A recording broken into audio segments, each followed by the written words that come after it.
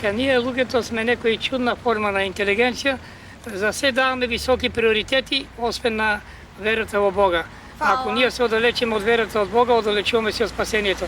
Значи нека се благословени сите граѓани кои не забраваа на Бога. Молитвата е единствениот златен клуч за отворање на рајските порти, смета познатиот штипјанец Мики Трајчевски. Тој вели дека верата, исповетта, покајанието и светата причест се темелите на христијанскиот живот. Според него, преголемата желба луѓето да живеат независно едни од други во денешницата води кон изолација.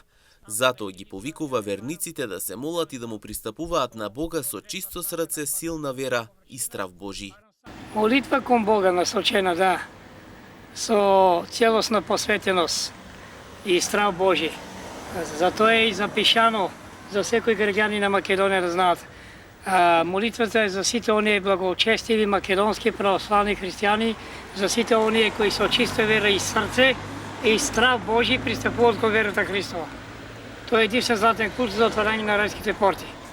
Преку исповедение, светата причест и покаяние. Значи, и да не забораваме на она што е најсуштинско, како што е прецизирал и е дал многу јасна и прецизна дефиниција со астрономски димензии, дека пресилната и преголема екстремна желба на луѓето независно да екзистират едни од други, не отвара еден активиран процес и флуид на лавиринти и на густа магла, значи на изолација. Секој човек треба да ја знае смислата на своето постоење и вредноста на животот, вели Трајчевски. Според него човекот е дар од Божјата љубов и благодат. Тоа најважно е за нас граѓаните на Република Македонија да се огледаме вистинската вредност на овој свет и да ги откриеме вистинските причини за суштината на нашето постоење. Значи, ние сме плодови на Божјата милост, љубов и благослов. Значи, плодови на Божјата благодат. И сето ово што околу нас, ова секојдневие, оваа реалност, а бидејќи сакам да потенцирам и да прецизирам и да бидам дециден, ова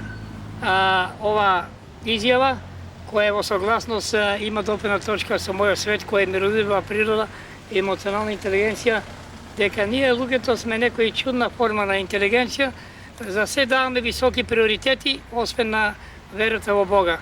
Трајчевски остана со пораката дека човекот не треба да ја заборави верата и смислата на својот живот и дури живееме во ова модерно време. Молитвата и покајанието, според него, се потпора во секојдневието.